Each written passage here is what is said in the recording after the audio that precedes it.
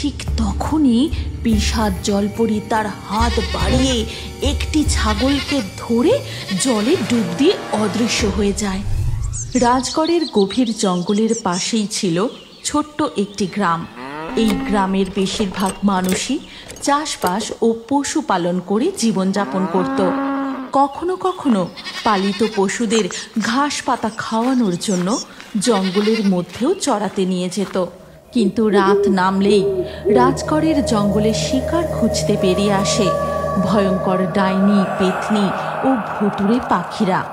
এমনই একদিন সকালবেলা, গিন্নি, আমি চললাম, আর ছাগলগুলোকে রাজগড়ের জঙ্গল থেকে চড়িয়ে নিয়ে আসি। ওখানে বেশ কচি কচি তাজা ঘাস আছে। ঠিক আছে, কিন্তু সূর্য ডোবার আগেই ফিরে এসো, বেশি দেরি করো না কিন্তু। রামু তার 3টি ছাগলকে রাজগড়ের জঙ্গলে ঘাস খাওয়াতে নিয়ে যায়। ছাগলগুলি ঘুরে ঘুরে মনের আনন্দে কচি ঘাস খেতে থাকে, আর রামু গাছের নিচে বসে পাহারা দেয়। বসে বসে আর ভালো লাগছে না, যাই নদীর পাড়ে ওই আম গাছের নিচ থেকে কটা পাকা আম কুড়িয়ে নিয়ে আসি। রামু নদীর পাড়ে আম গাছের নিচ থেকে আম কুড়োনোর সময় হঠাৎ সে নদীর জলে লক্ষ্য করে জলে পড়ে ভাসতে থাকা একটি আম হঠাৎ অদৃশ্য হয়ে যায়, আর তারপরেই জলে বুদবুদ কাটতে শুরু করে। আমটা হঠাৎ অদৃশ্য হয়ে গেল কেমনে? আবার ওই জায়গায় বুদবুদ কাটতে লাগলো। কি ব্যাপার কি জানি, যাই আমি ছাগলগুলোকে পাহারা দিতে দিতে আমগুলো খাই। রামু সেখান থেকে চলে যেতেই নদীর জলে একটি ভয়ঙ্কর লেজ ডুবে যেতে দেখা যায়। আবারও নদীর জলে বুদবুদ ভেসে ওঠে। এদিকে রামু ফিরে গিয়ে গাছতলায় বসে মনের সুখে আম খেতে থাকে। আহ, আমগুলো কি মিষ্টি। এবার আমি একটু চোখ বুজে বিশ্রাম নিই, ততক্ষণ ছাগলগুলো ঘুরে ঘুরে ঘাস খাক। রামু গাছতলায় বসে আরাম করে ঘুমিয়ে পড়ে, আর তার ছাগলগুলো ঘাস খেতে খেতে নদীর পাড়ে চলে যায়। কিন্তু ঠিক সেই সময় জল থেকে বেরিয়ে আসে এক ভয়ঙ্কর পিশাচ জলপরি।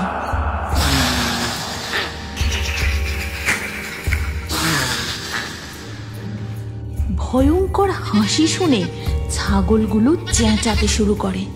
ঠিক তখনই পিশাচ জলপরি তার হাত বাড়িয়ে একটি ছাগলকে ধরে জলে ডুব দিয়ে অদৃশ্য হয়ে যায়। ছাগলের চিৎকার শুনে রামু দৌড়ে সেখানে আসে, আর দেখে সেখানে তার একটি ছাগল নেই। হায় হায়, আমার একটা ছাগল গেল কোথায়? শিয়ালে টেনে নিয়ে গেল নাকি?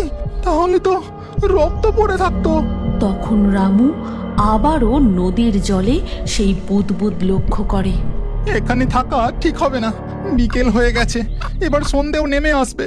ছাগল দুটোকে নিয়ে বাড়ি ফিরে যাই। রামু বাড়ি ফিরে উঠানে ছাগলগুলোকে বেঁধে রাখে। তারপর তার স্ত্রীকে সমস্ত ঘটনা খুলে বলে। এবার আমাদের সারা বছরের সংসার কি করে চলবে গিন্নি? ওই 3টি ছাগলই আমাদের সম্বল ছিল। কি আর করা যাবে বলো, ছাগলগুলো যথেষ্ট বড় হয়েছে। কাল সকালে তুমি ওদের হাটে বিক্রি করে দিও। যেটুকু টাকা উপার্জন হবে তা দিয়ে কষ্ট সুষ্ট করে সারা বছর চালিয়ে নেব। এরপর ধীরে ধীরে রাত হয়ে যায়, আর রাজগড়ের জঙ্গলে ওই ভয়ানক পিশাচ জলপরি জল থেকে মাথা তুলে, একটা ছাগল খেয়ে আমার পেট ভরেনি। ওই লোকটা না চলে এলে আমি সব কটা ছাগল খেয়ে নিতাম। আমি আরো খেতে চাই, আরো খেতে চাই। এই কথা বলে পিশাচ জলপরি এক ডাইনির রূপ ধরে পাড়ে উঠে আসে। তারপর গন্ধ পাচ্ছি, লোকটা ছাগলগুলোকে নিয়ে ওই গ্রামের দিকেই গেছে। ডাইনির ছদ্মবেশে জলপরি ছাগলের গন্ধ অনুসরণ করতে করতে রামুর বাড়ির উঠান পর্যন্ত চলে যায়। এই তো ওই ছাগলগুলো খাবো, এবার পেট ভরে খাবো। ডাইনি যেই একটি ছাগলকে ধরতে যায়, তখন ছাগলগুলো ভয়ে চিৎকার করতে শুরু করে, আর তখনই রামু ও রামুর বউয়ের ঘুম ভেঙে যায়। কে কে বাইরে? ওগো ওগো, তাড়াতাড়ি বাইরে চলো। রামুর বউয়ের গলার আওয়াজ পেয়ে ডাইনি একটি ছাগল তুলে নিয়ে জঙ্গলের দিকে পালিয়ে যায়। তারপর তারা ঘর থেকে বেরিয়ে দেখে যে সেখানে একটি ছাগল নেই। হায় হায় হায় হায়, এ কি হচ্ছে গিন্নি? একে একে যে আমার সবকটা ছাগলই চলে যাবে। রামুর বউ কোনো কথা বলে না, শুধু জঙ্গলের দিকে তাকিয়ে থাকে। কি গো গিন্নি, তুমি চুপ কেন? তোমার কি একটুও কষ্ট হচ্ছে না? শোনো, কালকে সকালে না আমিও তোমার সাথে রাজগড়ের জঙ্গলে ছাগল চড়াতে যাব। তুমি পাগল হলে নাকি গিন্নি? আর একটি মাত্র ছাগল আমাদের সম্বল, এটাকেও চড়াতে নিয়ে গিয়ে খোয়াবো নাকি? কিচ্ছু হবে না, আমি যেমনটি বলবো তুমি শুধু তেমনটি করবে। পরের দিন সকালে রামু ও তার বউ রাজগড়ের জঙ্গলে ছাগলটিকে ঘাস খাওয়াতে নিয়ে যায়। রামু ছাগলটিকে ওই আম গাছের নিচে বেঁধে দূরে একটি গাছের নিচে ঘুমোনোর নাটক করতে থাকে, আর লক্ষ্মী পাশেই এক ঝোপের আড়ালে লুকিয়ে পড়ে। ঠিক তখনই ওই ভয়ঙ্কর জলপরি জল থেকে মাথা তোলে।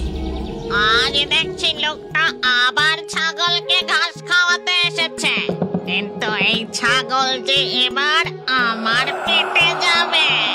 এই কথা বলে জলপরি ডাইনির রূপ ধরে পাড়ে ওঠে। তারপর যেই ছাগলটিকে ধরতে যায় তখনই রামুর বউ লক্ষ্মী তার উপরে মন্ত্রপুত জল ছুঁড়ে দেয়। তখনই ডাইনি রূপী জলপরি বন্দি হয়ে যায়। একে আমি রূপ বদলাতে পারছি না কেন? ছেড়ে দে আমায়। কিছুতেই না, তুমি আমাদের ছাগল খেয়ে নিয়েছো, আজ তোমাকে শাস্তি পেতেই হবে।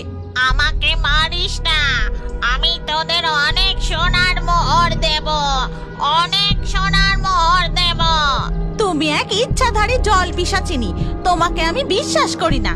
তখনই ডাইনি রূপী জলপরি জাদু করে তাদের একটি মোহরের বাক্স দেয়।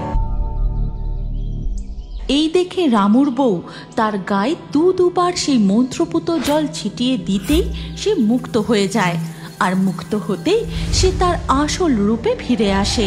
তারপর নদীর জলে ডুব দিয়ে অদৃশ্য হয়ে যায়।